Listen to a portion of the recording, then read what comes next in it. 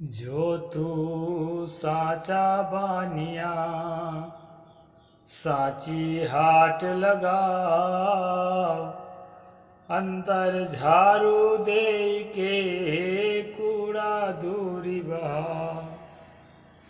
नमस्कार दोस्तों, मैं अविनाश दास रेशनल कबीर यूट्यूब चैनल में आप सबका हार्दिक स्वागत करता हूं।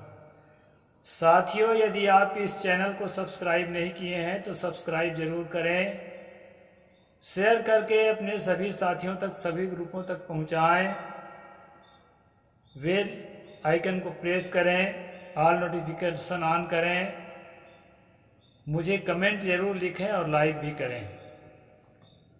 साथियों, इस चैनल का उद्देश्य किसी भी जाति, धर्म, संप्रदाय या व्यक्ति विशेष को आहत पहुंचाना नहीं है।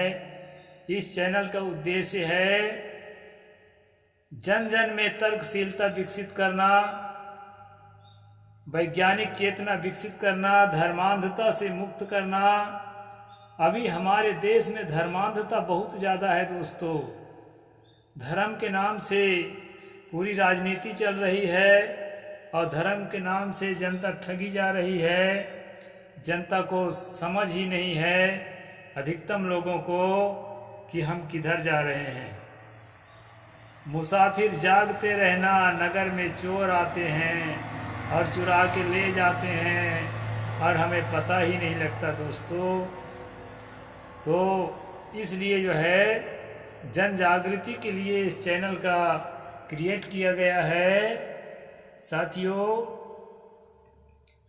मैंने एक साखी कही है, उसका संक्षेप में अर्थ कह दूं, इसके बाद फिर मनुस्मृति के आज के प्रसंग पर चलेंगे। सतगुरु कबीर साहब ने कहा, जो तू साचा बानिया साची हाट लगाओ।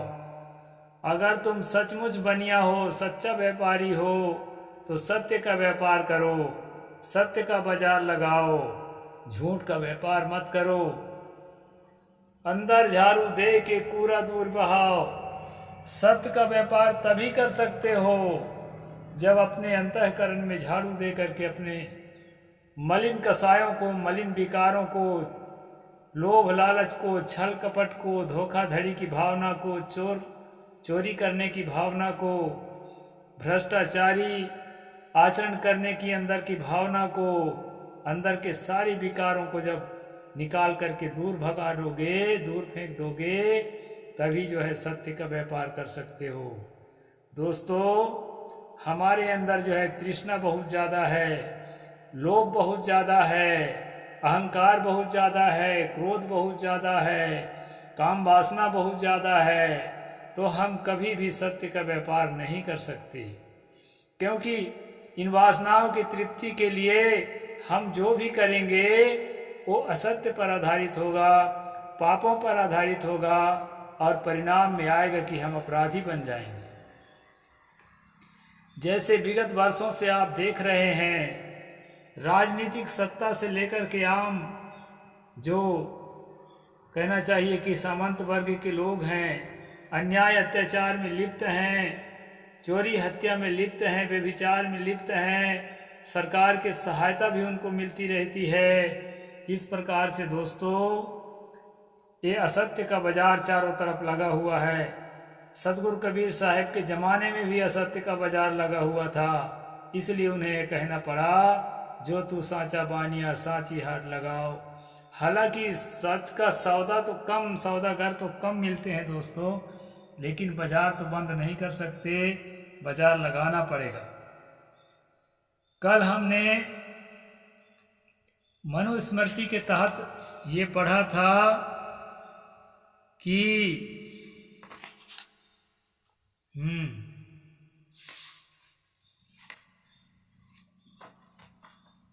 ऊंची जाति के जो लोग हैं, ऊंची जाति के जो लोग हैं, भले भूखा मर जाएं, कर्ज इसके बोझ से दब जाए, लेकिन नीची जाति के अगर कोई संपन्न है, उसके घर मेहनत मजदूरी का काम ना करें, नहीं तो जो है धर्म टूट जाएगा।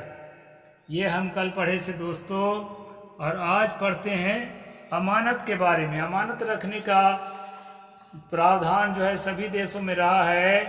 कहते हैं हजरत मोहम्मद को उसके दुश्मन भी उसके पास सोना चांदी रुपया पैसा अमानत रखते थे, क्योंकि वो एक ईमानदार आदमी थे।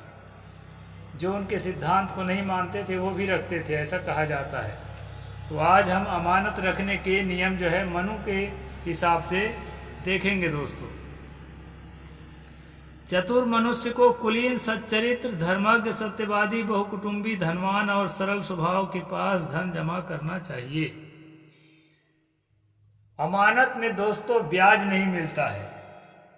अमानत जो है रख दिया जाता है सुरक्षा की दृष्टि से। जैसे कोई झुग्गी झोपड़ी में रह रहा है, उसके पास कोई चीज़ है, वहाँ सुरक्षा नहीं है, तो किसी सुरक्षा वाली व्यक्ति जो विश्वसनीय है उसके पास वो रख देता है, तो उसको अमानत कहते हैं दोस्तों। यहाँ पर अमानत किसके पास रखना चाहिए ये मनु जी बता रहे हैं।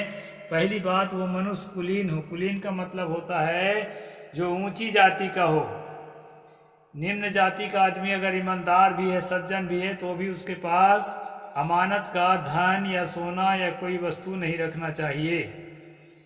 फिर क्या कहते हैं, सच्चरित्र हो, धर्मज्ञ हो, सत्यवादी हो, बहुकुटुंबी हो, उसके पास बहुत बड़ा परिवार भी हो, धनवान हो और सरल स्वभाव वाले हो। ये सारी बातें ठीक है दोस्तों, लेकिन इसमें जो शुरू में बताया है कि ऊंची जाति, इसमें जो है उनके जाति मोह झलकता है। ऊंची जाति के अलावा जो है अन्य जाति के पास भी अमानत रखा जा सकता है।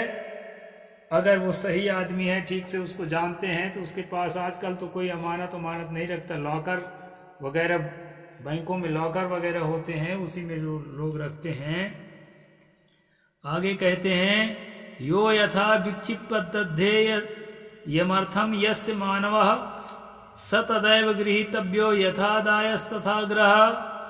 जो मनुष्य जिस प्रकार जिसके हाथ से लिए धन को सौंपे वह उसी प्रकार से उससे ले, क्योंकि जैसे देना वैसे लेना, यही नीति है।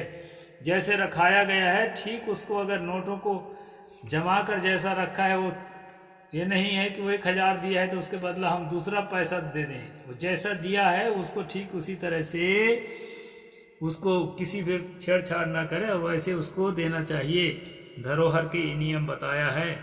धरोहर धरने वाले के मांगने पर यदि महाजन उसे धरोहर न दे तो न्यायकर्ता धरोहर धरने वाले के परोक्ष में महाजन से वह धरोहर मांगे। मतलब जो है उसको धोखा दे करके जो न्याय करता है अपने युक्ति से धरोहर मांगे, उसके पास है कि नहीं इसकी जांच करे। धरोहर के साक्षी का अभाव हो तो न्यायकर्ता अपने रूपवान नवयुवक चरों द्वारा छल पूर्वक उसके पास सोना धरोहर रखवाए और फिर उन्हीं द्वारा वह धरोहर मंगवाए। न्यायकर्ता को चाहिए कि अगर किसी का धरोहर हड़प रहा है तो वो जो है ना छद्म वेश धरा के अपने ही लोगों को और जो है उसको पास धरोहर रखवाए और इसके बाद फिर कुछ दिन बाद उसको मांगने भेजे, तो उससे ये समझ में आ जाएगा कि ये आदमी बेईमान है कि नहीं है। ठीक है, ये भी नियम, इसमें कोई बात नहीं है। स यदि प्रतिपद्येत यथान्यस्तम यथाकृतम न तत्र विद्यते किंचित तथ्य परैर्भिज्युते। वह महाजन यदि धरोहर की चीज जैसी रखी गई है वैसी दे दे तो न्यायकर्ता को समझना चाहिए कि धरोहर वाले ने उस पर अपनी धरोहर की नालिश की है, वह झूठी है। मतलब झूठा इल्जाम लगाया जा रहा है और धरोहर वाला जो है रखा उखा नहीं है। यदि इस प्रकार परीक्षण में धरोहर धारण करने वाला सफल होता है तो उसको जो है उसके कोर्ट में खारिज कर दिया जाए।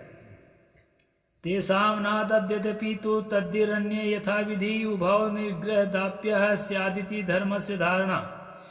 यदि राजदूतों की धरी हुई सोने की धरोहर को वह न दे तो न्यायकर्ता उस महाजन के दोनों धरोहर दिला दे, यही धर्म का निश्चय है।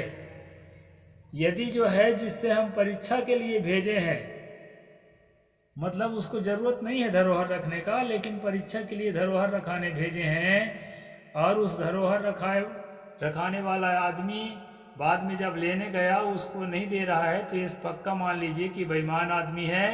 फिर उसको जो है दंड दे करके और जो नकली जो धरोहर रखने जिसको हमने भेजा है उसको भी धरोहर दिलाएं, और जो पहले रिपोर्ट किया था जिसके कारण हम जांच कर रहे थे उसको भी धरोहर वापस कराएं। ये जिम्मेदारी राजा के या उसके द्वारा नियुक्त किया गया न्यायकर्ता का यानी मजिस्ट्रेट का है। ये जो है मनु जी यहाँ नियम बता रहे हैं।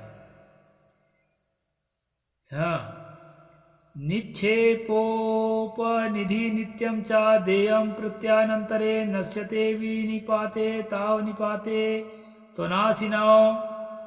निक्षेप और उपनिधि जिसकी रखी हुई हो उसी को दे, उसके जीते ही उसके उत्तराधिकारी को न दे, क्योंकि धरोहर रखने वाला जब तक जीता है तब तक उस पर उसी का पूरा अधिकार रहता है, किंतु मरने पर उसका अधिकार नष्ट हो जाता है। अगर पिता ने धरोहर रखा है दोस्तों, उसके जीते जी उसके पुत्र को धरोहर वापस ना करे, और साथ साथ जो है वो यदि मर गया तो भी उसका जो है अधिकार नष्ट हो जाता है। वो धरोहर धरने वाले का ही हो जाता है, जो जिसके पास रखा गया है, उसमें पुत्र को लेने का अधिकार नहीं है। जबकि कर्ज के संबंधी में जब हम कल पढ़ रहे थे दोस्तों, तो क्या पढ़े थे उसको भी मैं आपको याद दिला देता हूँ।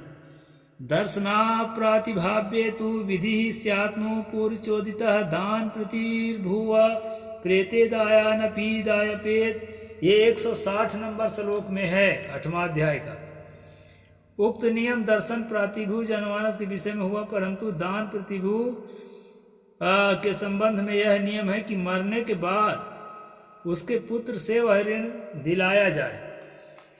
यानी कि अगर गरीब आदमी ऋण ले रखा है किसी महाजन से, पहली बात तो महाजन जो है बड़ी जाति का होना जरूरी है। अभी हमने पढ़ा है श्लोक नंबर 179। तो उस बड़ी जाति से हमने जो है ऋण लिया है, यदि हम मर गए तो डंडा मार के हमारे बेटा से ऋण की वसूली कर सकता है। ये अभी हम पढ़ रहे हैं पीछे श्लोक नंबर 160 पर। इसको ध्यान में रखना दोस्तों। और यदि जो है हमने धरोहर रखा है किसी महाजन के पास, किसी साहूकार के पास, और अगर हम मर जाते हैं तो हमारे बेटा को उस धरोहर को वापस लेने के अधिकार नहीं है। धनवान को धनवान बनाते चलने की प्रक्रिया और गरीबों के गरीबी को बढ़ाने की प्रक्रिया, 5 किलो 7 किलो अनाज के आदि बनाने की प्रक्रिया, ये मनु का शासन है दोस्तों। और इससे जो है देश में भूखमरी बढ़ती है, उन्नति नहीं बढ़ती है। ये एक तरह शोषण का तंत्र है, इसको मैं शोषण तंत्र कहता हूँ। कई लोग इसको धर्म मानते हैं, लेकिन मैं इसको शोषण तंत्र कहता हूँ। देखो ना, ये नियम को आप मैच करके देखिए कि यहाँ पर 179 नंबर में बताया जा रहा है कि यदि अमानत 179 नहीं भाई, 184 नंबर में, हाँ भ्रम में मेरी गलती हो गई। 8वां अध्याय के 184 नंबर श्लोक में बताया जा रहा है कि यदि पिता मर जाता है अमानत जमा करके, तो उसके पुत्र को उस अमानत को लेने का अधिकार नहीं है महाजन से।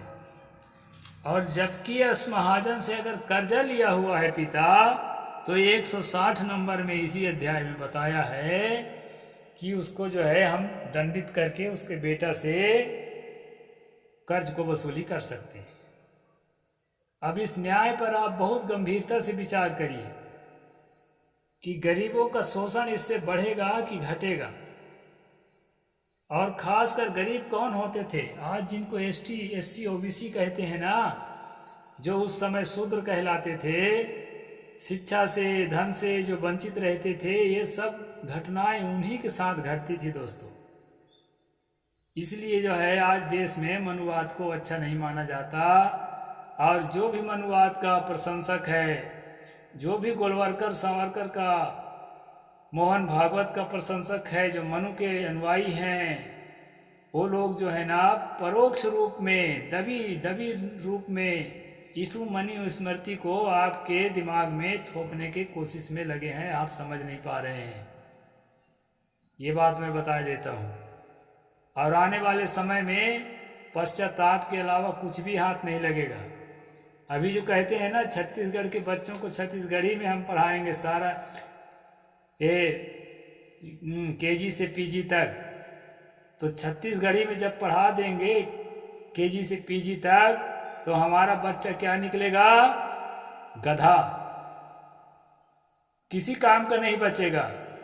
इसलिए दोस्तों, मैं बार बार प्रेरित करता हूँ कि सरकारी स्कूलों में अंग्रेजी पढ़ाई अनिवार्य करने के लिए, अंग्रेजी को पढ़ाई का मीडियम बनाने के लिए आप लोगों को लड़ाई लड़ना चाहिए, क्योंकि समय के अनुसार चलना पड़ता है। सतगुरु कबीर साहब ने कहा, दादा देखो बिन सनहारा, जस देखो तस करो बिचारा।